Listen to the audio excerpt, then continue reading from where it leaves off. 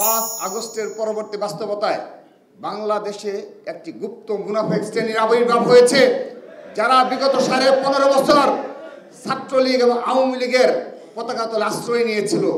তাদের পদপদবি থেকে এই ছাত্রলীগের পদপদবি নিয়ে ছাত্র দলের আমাদের উপর হামলায় তারা সরাসরি জড়িত ছিল।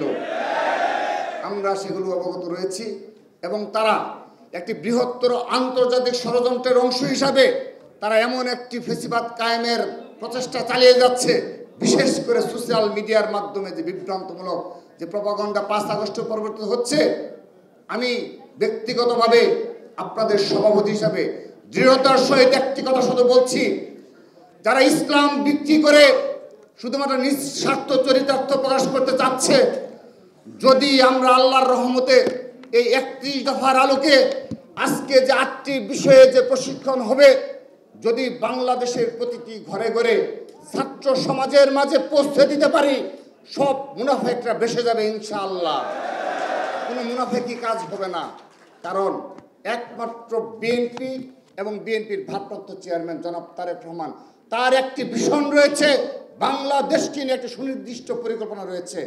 আপনি যদি শিক্ষা বলেন, আপনি শিক্ষার ক্ষেত্রে ইতিমধ্যে আমাদের বিএনপির ভারপ্রাপ্ত চেয়ারম্যান জনাব তারেক রহমান একটি ভিশন উপস্থাপন করেছে এবং আজকে সেই আলোকে আলোচনা হবে। কিন্তু আপনারা লক্ষ্য করে দেখেন, একটি মুনাফিক দল রয়েছে, যারা শুধুমাত্র নিজেদের অল্প কিছু শিক্ষা প্রতিষ্ঠান এবং কোচিং ব্যবসাকে প্রতিষ্ঠিত করার জন্য তারা নিমগ্ন রয়েছে। তারা কখনো ছাত্র সমাজকে সত্যিকার অর্থে পুরো শিক্ষা ব্যবস্থার কী ধরনের উন্নতি প্রয়োজন সেই দিকে তাদের কোনো প্রকার কোনো আগ্রহ এবং সুনির্দিষ্ট কোনো পরিকল্পনা আজ অবধি তারা প্রকাশ করতে পারেনি।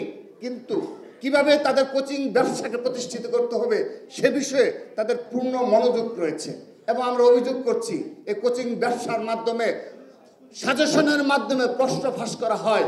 আমরা বিশ্বাস করি এক সময় ইতিহাসে সত্য বেরিয়ে আসবে। প্রিয় উপস্থিতি, স্বাস্থ্য খাত নিয়ে কারো এই বাংলাদেশে কোনো দলের সুনির্দিষ্ট কোনো পরিকল্পনা কিংবা ভীষণ উপস্থাপন করতে পারেনি, করেছে একমাত্র বিএনপির ভারপ্রাপ্ত চেয়ারম্যান জনাব তারেক রহমান 31 দফা, এবং আজকেও সেই বিষয় উপস্থাপন হবে। কিন্তু একটি দল রয়েছে যাদের নিজস্ব অল্প কিছু হাসপাতাল রয়েছে, সেগুলোতে কিভাবে উন্নতি করা যায় শুধুমাত্র সেদিকে মনোযোগ রয়েছে। কিন্তু প্রান্তিক পর্যায়ে জনগণ কিভাবে স্বাস্থ্য খাতে সুবিধা পেতে পারে সে বিষয়ে সুনির্দিষ্ট কোনো ভিশন কিংবা পরিকল্পনা আজ অবধি তারা প্রকাশ করতে পারেনি।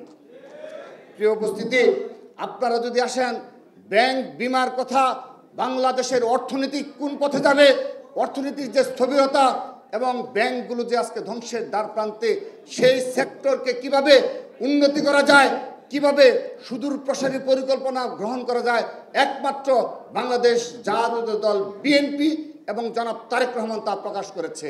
কিন্তু অপর যারা একটি মুনাফিক দল রয়েছে, যারা এগুলো দখল কাজে ব্যস্ত এবং কিভাবে আরও বেশি দখলদারিত্ব বজায় কায়েম করা যায় সে বিষয়ে শুধুমাত্র তাদের মনোযোগী রয়েছে।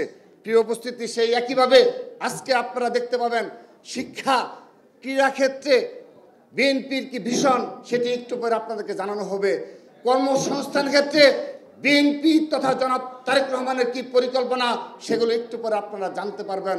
আমরা ছাত্র সমাজের নিকট পৌঁছে দেব, প্রতিটি পরিবারের নিকট পৌঁছে দেব ইনশাআল্লাহ। এগুলোর মাধ্যমে আমরা ভালো কাজের মাধ্যমে অপর যারা ইসলামকে বিক্রি করে তাদের বিরুদ্ধে এটি হবে আমাদের প্রতিবাদ। আমরা ভালো কাজের মাধ্যমে এবং আমাদের সুনির্দিষ্ট পরিকল্পনার মাধ্যমে আগামীর বাংলাদেশ বিনির্মাণ করব। সেগুলোই হলো 24-এর গণঅভ্যুত্থানের স্পিরিট, সেগুলো আমরাই ধারণ করব ইনশাআল্লাহ, আমরাই বাস্তবায়ন করব ইনশাআল্লাহ। প্রিয় উপস্থিতি, সেই সাথে বাংলাদেশের পরিবেশ নিয়ে এবং সেই সাথে ধর্মীয় নেতা যারা রয়েছে, ধর্মীয় শিক্ষায় যারা দীক্ষিত হয় সকল ধর্ম, তাদেরকে কিভাবে পুনর্বাসন করা যায় সে বিষয়ে আজকে আপনারা সুদূর প্রসারের পরিকল্পনার কথা জানতে পারবেন। আমরা তা পৌঁছে দেব ইনশাআল্লাহ। সেই সাথে সম্মানিত নেতৃবৃন্দ, আমি আমার বক্তব্যের শেষ পর্যায়ে চলে এসেছি। সবাইকে আবারও বিনীতভাবে অনুরোধ করছি, আমরা সবাই এখানে আজকে যারা উপস্থিত রয়েছে, আমি গর্ব করে বলতে পারি, উপরে যারা উপস্থিত রয়েছে, আমাদের নিচে যারা উপস্থিত রয়েছে, গর্ব করে বলতে পারি আপনারা এই বাংলাদেশের শ্রেষ্ঠ সন্তান। বিগত 15.5 বছর আপনারা বুকের তাজা রক্তের বিনিময়ে হলেও রাজপথে থাকার যে প্রত্যয় দেখিয়েছেন, সেজন্য আপনাদের অনেক সহকর্মী গুম হয়েছে, খুন হয়েছে, আপনারাও বারবার মৃত্যুর হাত থেকে বেঁচে ফিরেছেন। আল্লাহর রহমতে বাংলাদেশ বিনির্মাণে আপনারা সুযোগ পেয়েছেন, সেজন্য এই সুযোগকে হাতছাড়া করা যাবে না, এই সুযোগ হাতছাড়া করা যাবে না। সেজন্য বলছি, আপনারা সবাই, আমরা সবাই রাজপথের পরীক্ষিত নেতৃত্ব, এ বিষয়ে কারো কোনো সন্দেহ নেই। কিন্তু আমাদেরকে এখন থেকে একাডেমিক পলিটিশিয়ান হতে হবে। আবারও বলছি, একাডেমিক পলিটিশিয়ান হতে হবে। আমরা এই বিএনপির ভারপ্রাপ্ত চেয়ারম্যান জনাব তারেক রহমানের যে ভিশন রয়েছে, সবগুলো বিষয়ে পুঙ্খানুপুঙ্খভাবে জেনে পুরো বাংলাদেশে বিস্তার লাভ করবে ইনশাআল্লাহ। সেই সাথে আপনারা আজকে প্রশিক্ষিত হচ্ছেন, এই প্রশিক্ষণ নিয়ে আপনারা নিজ নিজ ইউনিটকে প্রশিক্ষণের ব্যবস্থা করবেন। সেক্ষেত্রে ছাত্রদল কেন্দ্রীয় সংসদের নিজস্ব একটা রুটম্যাপ রয়েছে, আমরা একটা নিজস্ব পরিকল্পনা আপনাদেরকে দেব। সেখানে কেন্দ্রীয় সংসদের নেতৃবৃন্দ থাকবে এবং আপনারা থেকে আপনার অধীনস্থ সকল নেতা কর্মীদের আপনারা প্রশিক্ষণ দেবেন এবং তারা এই 300 আসনের প্রতিটি শিক্ষা প্রতিষ্ঠানে যে সকল শিক্ষার্থী রয়েছে তাদের নিকট এবং বাংলাদেশের প্রতিটি প্রত্যন্ত অঞ্চলে আমরা আমাদের এই ফ্যামিলি কার্ড, এই ফার্মার্স কার্ড, সবগুলো কার্ড পৌঁছে দেব এবং আমাদের পরিকল্পনা তাদের নিকট উত্থাপন করব, যেগুলো বাংলাদেশে আর কোনো দল বলতে পারবে না। কারণ বাংলাদেশের অর্ধেক নারী, মোট জনসংখ্যার অর্ধেক নারী, কিন্তু আপনারা দেখবেন এই নারীদের নিয়ে কোনো একটি দল উল্টো কিভাবে তাদেরকে ঘরে বন্দি করা যায় সে বিষয়ে পরিকল্পনা রয়েছে, কিন্তু তাদেরকে কর্মসংস্থানে এবং সত্যিকারে মর্যাদা করা যায় এটির একমাত্র ভিশন রয়েছে বিএনপি। আমরা তা ঘরে ঘরে তাদের নিকট পৌঁছে দেব। আমরা জানিয়ে দেব শুধুমাত্র বিএনপিরই আপনাদের নিয়ে পরিকল্পনা রয়েছে এবং সেগুলো অবশ্যই বাস্তবায়ন করবো ইনশাআল্লাহ। সেই প্রত্যাশা রেখে এবং আমরা শহীদ রাষ্ট্রপতি জিয়া রহমানের আদর্শে সবাই এখানে বিশ্বাসী এবং সেটি হৃদয়ে ধারণ করে এটি একটি পবিত্র আমানত।